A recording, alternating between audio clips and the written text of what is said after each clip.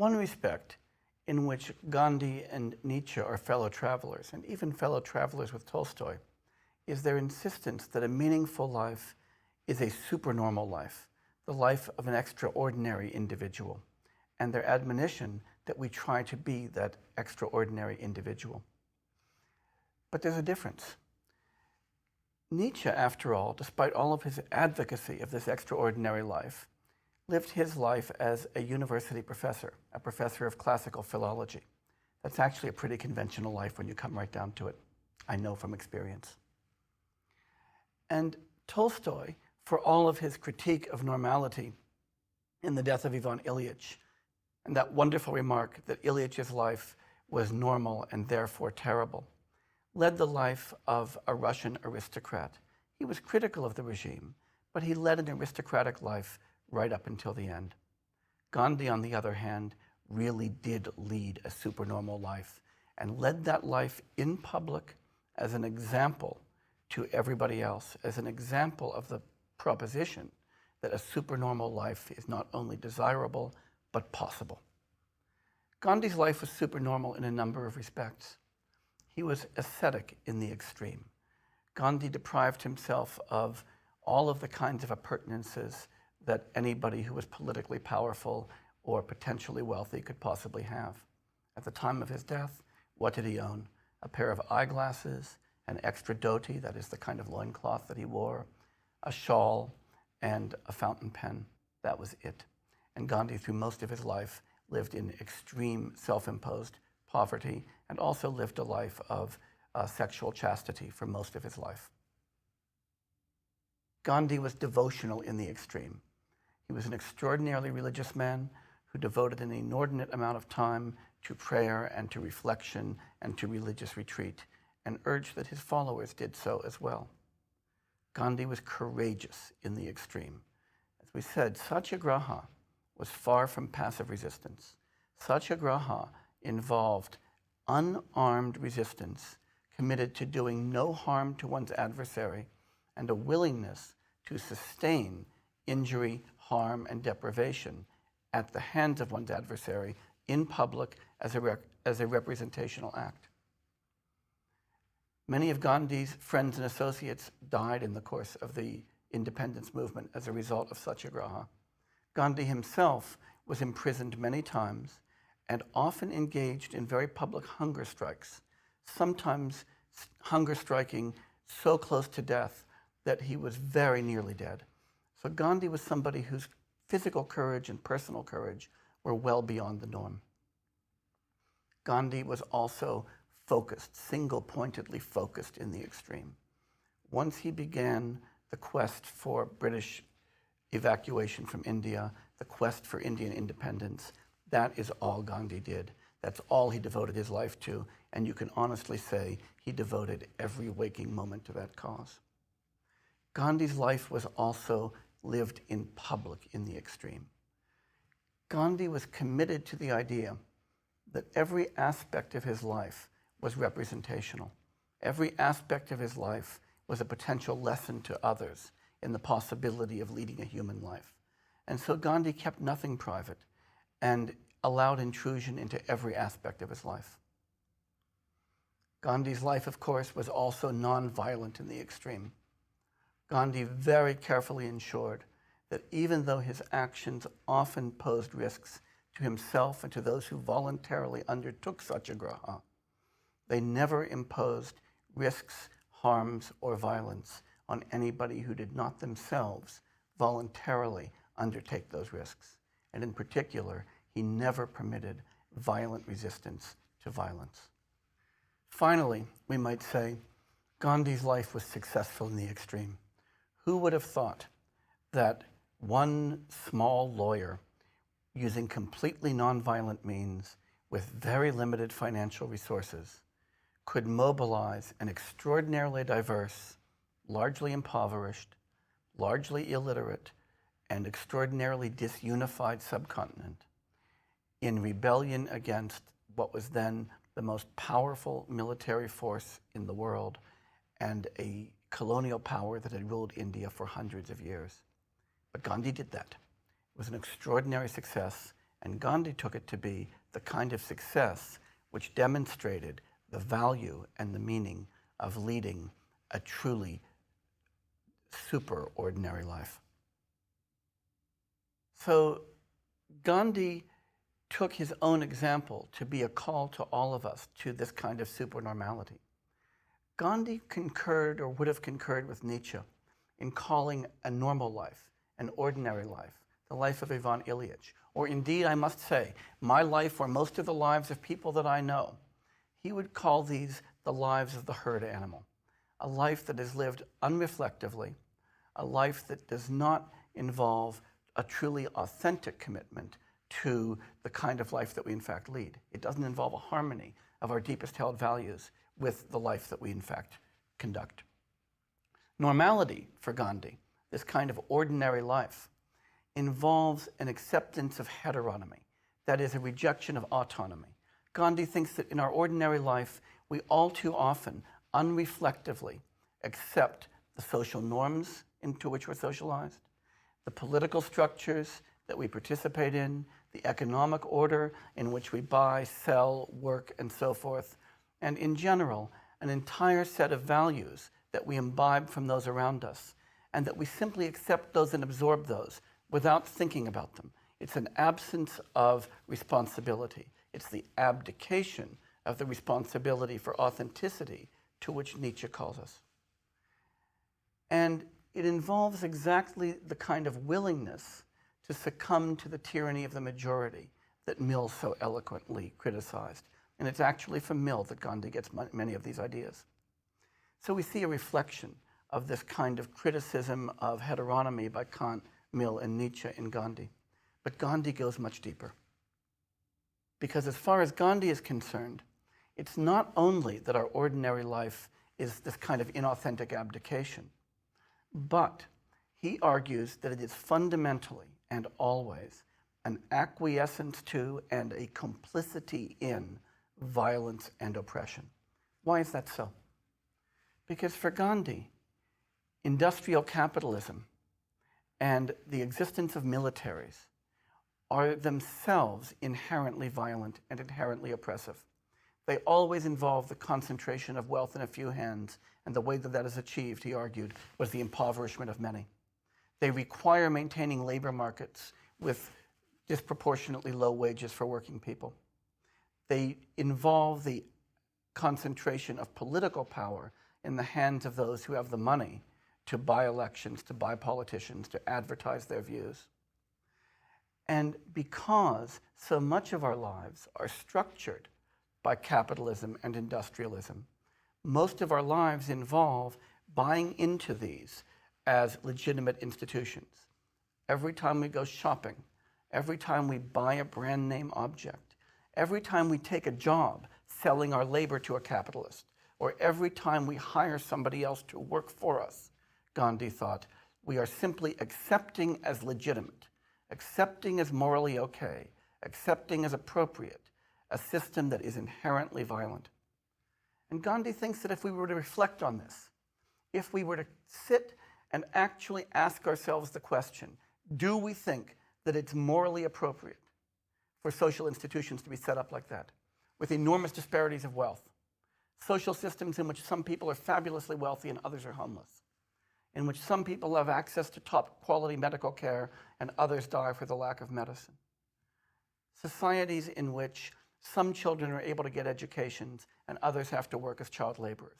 Do we think that's how a society ought to be organized? Gandhi argues none of us would say that that's morally appropriate. None of us would endorse that. Nonetheless, in virtue of actively participating in societies just like that, we give aid and comfort to them. We accept them. And for that reason, Gandhi thought, we live lives of deeply bad faith, lives in which we are alienated from our own values and cannot take responsibility for our own actions. That's why Gandhi thinks ordinary life is meaningless life. This isn't just Tolstoy. This is Tolstoy ratcheted way up. Gandhi thinks that the only thing that possibly legitimates this life for us, the only thing to which we can appeal in saying that our lives are okay, is its commonness, the fact that everybody else acts like that. But that's not legitimation. That's just description of a herd, a description of our membership in a society in which everybody is so alienated and so heteronymous. The other possible justification, Gandhi thinks, might be a serious defensive liberalism of the kind that, say, John Stuart Mill would advance, or that Kant would advance. But Gandhi thinks that's insufficient. It's insufficient because it ignores all the harms. Mill, of course, is very famous for the harm principle. But the harm principle, Gandhi thinks, is violated by liberalism itself, because liberalism is set up to make harm possible. So as far as Gandhi is concerned, liberalism is deeply ironic. Liberalism argues for freedom, but the freedom that it guarantees and makes possible for a few is bought at the cost of enslavement for many. And that's the only way Gandhi thinks that that kind of freedom can be made possible in modernity. So what is wrong then with normality as far as Gandhi is concerned? Several things. The first one, of course, is heteronomy as opposed to autonomy. Normality gives others authority over our own actions and over our own ideology. We don't act and we don't think in ways that we reflectively endorse, but rather in ways that others describe as acceptable and prescribed to us. Normality involves an abdication of responsibility. Not only do we act in this way, but we are able to convince ourselves that we're not responsible for it, that it's just the only way that we could possibly live. And Gandhi emphasizes that we can take responsibility for these actions. We can act in resistance instead of acting in complicity. Normality involves a rejection of truth, the rejection of jnana yoga, of the yoga of knowledge, because it requires us to accept an ideology that we know in our heart of hearts, Gandhi thinks, to be false. And it involves a deprecation of our own value and of our own autonomy. And we know that at bottom we are autonomous, that our lives can be valuable. And the only way that we can participate in this kind of meaningless normality is to deny that, and that is to deny the truth. Normality, Gandhi argues, is inauthentic. We end up living a lie. We can't possibly endorse the lives we voluntarily lead. And normality is harmful. It violates this giant idea of ahimsa, of non-harming, because leading a normal life in the context of a political, social, economical, and ideological system that is built on the legitimation of harm to some for the benefit of others involves leading a life that itself causes harm, even if we don't intend to do it directly. And of course, finally, in virtue of all of these features, and in virtue of a life that is, in the end, a life that's just a cog in a vast industrialist machine, the life becomes totally meaningless. There's no way, Gandhi thinks, to look at the values we endorse, the lives we lead, and to see those lives as worth living at all. Gandhi thinks that liberalism is, in the end, deeply ironic. And the liberalism that he has in mind is the liberalism that we examined in our own discussion of modernity. It's the liberalism of Kant and Mill. It's the idea that individuals are free and that individuals are called to gain knowledge, to be autonomous, to think reflectively, to think for themselves, to choose ideas. This is the fundamental idea of liberal democracy, and we saw that kind of valorization of pluralism, that valorization of free speech, both in Kant and in Mill. Why is it ironic then? It's ironic, Gandhi thinks, because in the end, when you start with these principles and you follow them out inevitably, and you look at what people do with them, they end up enabling capitalism. They end up legitimizing capitalism. They end up enabling people to be free, not only to say what they want, but to invest as they want, to sell their labor as they want, to accumulate wealth as they want, to spend their wealth as they want. And this, of course, moves from small petty capitalism quickly through efficiency to large-scale industrialism. And large-scale industrialism necessarily concentrates wealth and concentrates power in the hands of a few. That concentration of wealth and power thereby subverts democracy, because these people end up being able to control the very mechanisms of democratic polity, such as elections, such as parliaments, and so forth. Moreover, it encourages consumerism.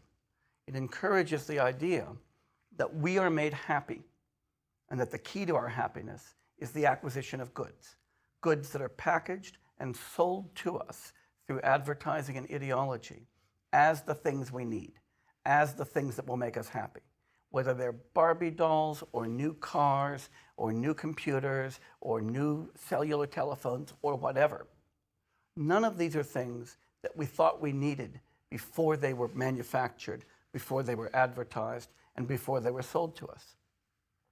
But Gandhi points out, it's the nature of consumer capitalism and the nature of advertising to create these artificial senses of need. When we create these artificial senses of need, we create more demand, we then reinforce industrialism, we reinforce exploitation, we reinforce the division of classes and the concentration of wealth, and we cause more and more harm all the time. So even a purchase in a shop becomes an instance of a causing of harm and a reduction, not a creation of freedom.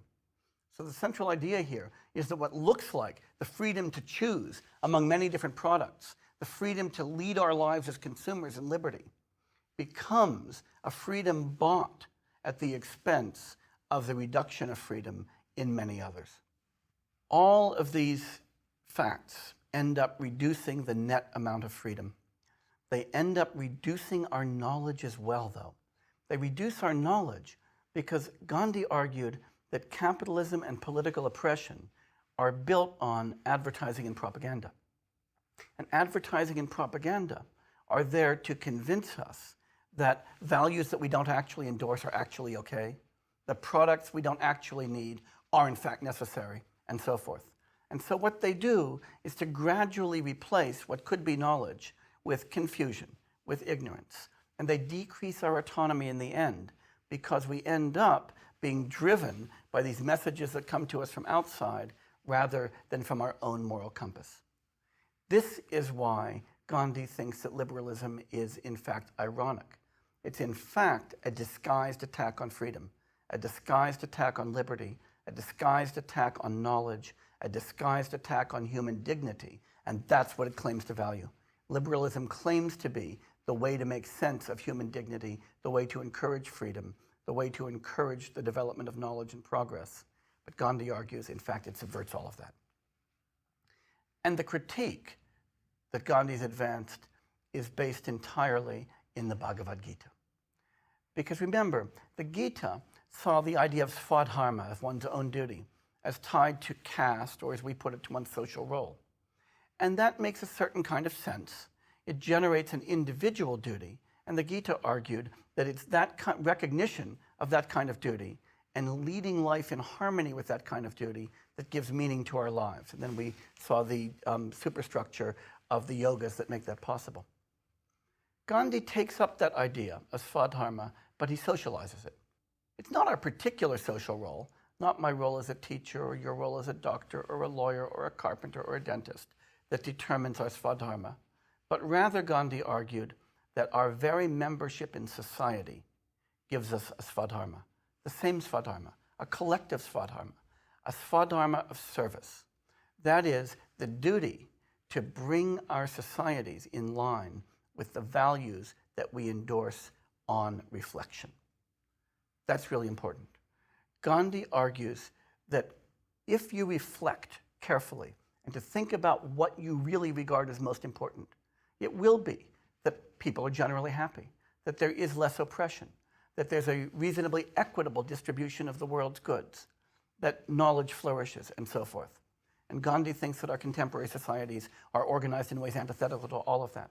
What that does is it gives you a duty, a svadharma, an individual obligation as a member of the collective to bring your society in line with those values, even though it's difficult, even though it's challenging. Social goals, collective goals, hence for Gandhi, engender individual goals and individual duties. And it's really interesting, by the way, to reflect on how Martin Luther King, who was so deeply influenced by Mohandas Gandhi, takes all of this up in arguing that every individual in a nation has a personal obligation, a personal duty to devote his or her life to the alleviation of repression, the alleviation of oppression, and the achievement of equality and dignity for all human beings. So this isn't an idea that flourished only in India. It's an idea that came from India to the United States as well in Martin Luther King's work. Now, this kind of articulation of satyagraha, of grasping an insistence on the truth, and of Swaraj, gaining control of oneself and achieving genuine independence in a political and social sense, truly are supernormal demands on us. Why? Well, in a practical sense, they each impose on each of us, that is the demand of satyagraha and the demand on Swaraj, to engage in constant social and political activity and struggle. They each impose this universal responsibility on us because we constantly find ourselves living in social orders and living in circumstances in which we know that things are happening that are wrong, that we don't endorse, and in which our collective social order does not match our deepest values. If we take Gandhi seriously, that recognition imposes a demand to struggle to alleviate that situation. That means they impose a universal responsibility on each of us to lead a public life committed to these goals. That's the practical demand. There's also a kind of ethical, spiritual demand that takes us well beyond the normal, because they impose an obligation on us to achieve this deep kind of self-mastery, Swaraj, a mastery of ourselves. And that mastery for Gandhi is very much the mastery of the Bhagavad Gita. It's the mastery of the yoga of action, the yoga of knowledge, and the yoga of devotion. We are called upon to be deeply self-reflective, to be aware of our motivations, to be aware of our values, to be aware of what they call upon us to do. And we're called upon to a life of relentless nonviolence, a life in which whenever we see an action that could be harmful to others, to refrain from doing it, and to actively engage to minimize harm. And we are also called upon to a life of enormous value consistency, to refining our values so that they form a system, and to living our lives in harmony with them. The life of a satyagrahi, of somebody who embraces satyagraha in Gandhi's sense, is a hard life. It's a life that rejects material acquisition. Gandhi was fond of saying that the world has enough for everyone's need, but it doesn't contain enough for anyone's greed. The idea that he had there was very simple, that most of us have a lot more stuff than we need. And having more than you need is made optional by liberalism. But as far as Gandhi is concerned, it's morally impermissible. And if we reflect deeply, we'll see that it is morally impermissible and undermines the meaning of our lives. Why is that? Because if we think reflectively, we see that our material acquisition is always at the expense of the possession of even enough to get by for some very poor people. I have to look at the fact that my assets, if divided among the world's hungry, could do a lot of good. By not dividing them, I'm actually accomplishing harm. Gandhi calls me to relinquish possessions in order to do less harm. The satyagrahi is called upon to devote his or her life not only to this kind of austerity, but also to the active alleviation and suffering of those who are suffering, and to the active achievement of political liberation for those who aren't liberated. Because if we recognize harm and we recognize that it's wrong, that imposes a constant obligation. Not an obligation to write a check to our favorite political party once a year, or even a lot of checks to our favorite charities, but an obligation to organize our lives in a way that achieves those goals. The satyagrahi leads a collective life, because it's a life that doesn't conduce to individual privacy. Individual privacy and individuality require this kind of acquisition and fencing off that makes that life impossible. It's a sober life. You don't have time to party if you actually recognize that there's a lot of suffering in the world and it is your constant duty to alleviate it. So it's a very sober life. You might even say an almost monastic life. And Gandhi led most of his life in exactly that way. So while we might say, oh, this is an impossible demand, Gandhi's life always stands there as the demonstration that hard, yes, impossible, no. And finally, the Satyagraha's life is a life of local production and of local consumption, a life in which we really attempt to minimize our participation in and reliance on global economic structures that we recognize to be necessarily harm-producing. It's a challenging life indeed. But here's the thing. This is what makes Gandhi so radical. Remember, I said he was even more radical than Nietzsche. The thing is that for Gandhi, this is the only kind of meaningful life possible. Anything less is utterly meaningless.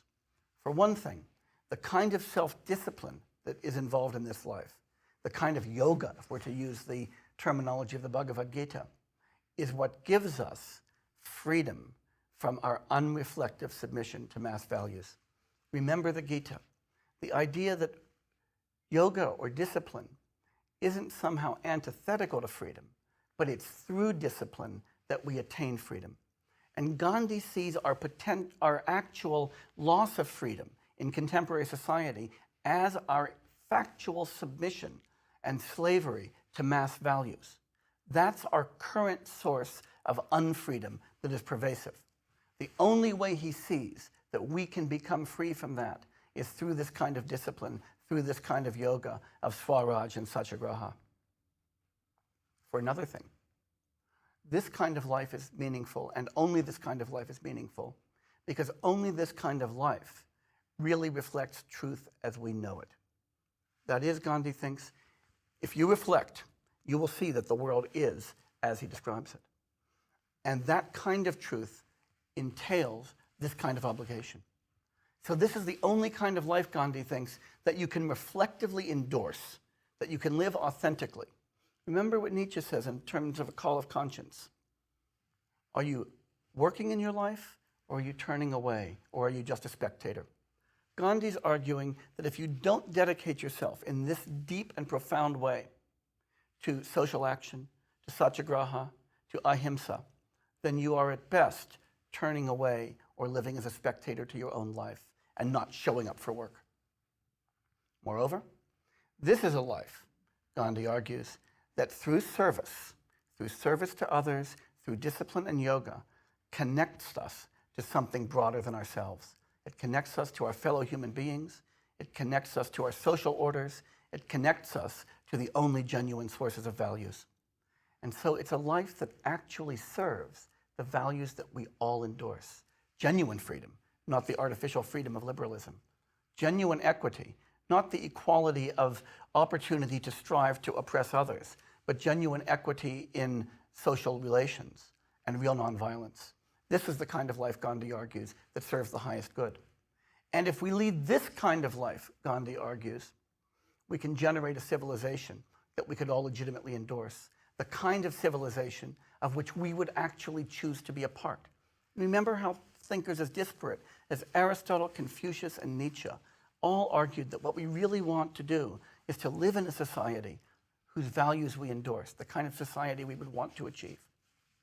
So this might sound crazy. It might sound highly demanding, but it's not as crazy as it seems because it seems to emerge organically out of values that we all endorse. And as I said, Gandhi's life demonstrates that it's in fact possible. So while Gandhi's life sounds inspiring but unrealistic, Gandhi argued that it's in fact very realistic and lived a life dedicated to demonstrating that fact. If you think it's unrealistic, you have to ask yourself why. Because the life that we've been looking at, this view of what a meaningful life is, draws very heavily on many of the ideas that we have actually been exploring in this course. Ideas ancient and ideas modern, and many of the ones that are most compelling. Ideas of community, ideas of the value of freedom, of individual obligation, of the relationship between discipline and meaningfulness, and of the connection of our own lives to the lives of others and to something transcendent in order to give them meaning. But Gandhi really does challenge us to rethink many of our deepest values and commitments. He forces us to really rethink the value of modernity and the plausibility of the promise of liberal democracy. And he forces us to think about a very profound question. Can we, without this kind of commitment to moral seriousness, without this kind of seriousness of purpose, without this kind of dedication, can our lives have any value at all? Gandhi argues that without this level of commitment, there's no point at all. And it's hard to argue with that. It's a very challenging call to conscience. This might be the most challenging text to our ordinary lives that we've encountered, at least the most challenging since Job. Take it seriously, think about it, and in our next lecture, we're going to move from India, move from Europe to a very different tradition, that of Native American reflection on the value of life. I look forward to seeing you in that lecture.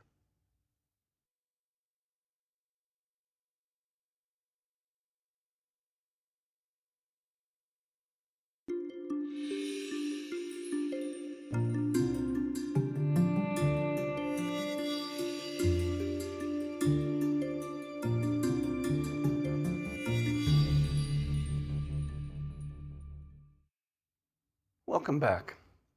In these next two lectures, we're going to be turning to a very different intellectual and philosophical tradition and a very different account of the meaning of life.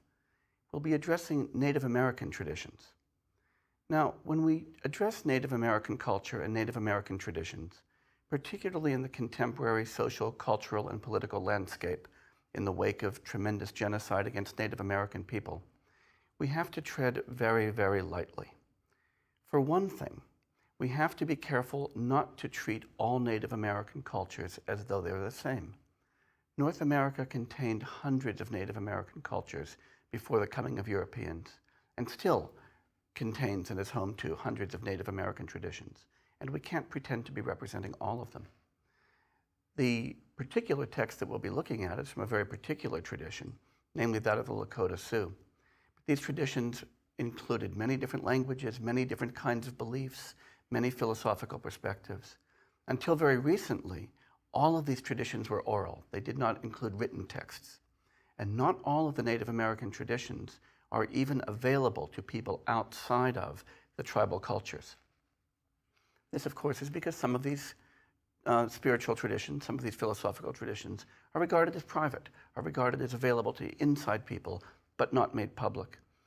And even those of us who are privileged to be able to read in English published work from particular cultures in which people have chosen to make their philosophical beliefs and arguments available, we don't have the oral tradition that underlies these. And given that so many of these texts arise from oral traditions and are addressed primarily to people who are steeped in those cultures and oral traditions, we have to be aware of the fact that in our reading and our interpretation, we may unconsciously be distorting those traditions. So I think we need to read with a great deal of delicacy, and a great deal of respect, and a great deal of care. The two principal texts that we have available to us as readers of English that represent Native American philosophical views are both those of Lakota Sioux. One is the great text by Black Elk called Black Elk Speaks. The second, the one that we'll be discussing today, is by John Fire Lame Deer, and it is called Lame Deer Seeker of Visions. I'm really quite taken by Lame Deer's work. It's very philosophically systematic in a way that Black Elk is focused more on ritual, more on religious practice, and remarkably eloquent. And I hope you're going to enjoy working through parts of that text with me, and I hope especially that you will enjoy some of Lame Deer's beautiful prose. In some respects, we're going to see that Lame Deer shares insights with some of the other critics of modernity whose work we've examined. In particular, along with Nietzsche, we're going to see that he's a real critic of mass-produced people, as Nietzsche referred to them as herd animals. Lame Deer will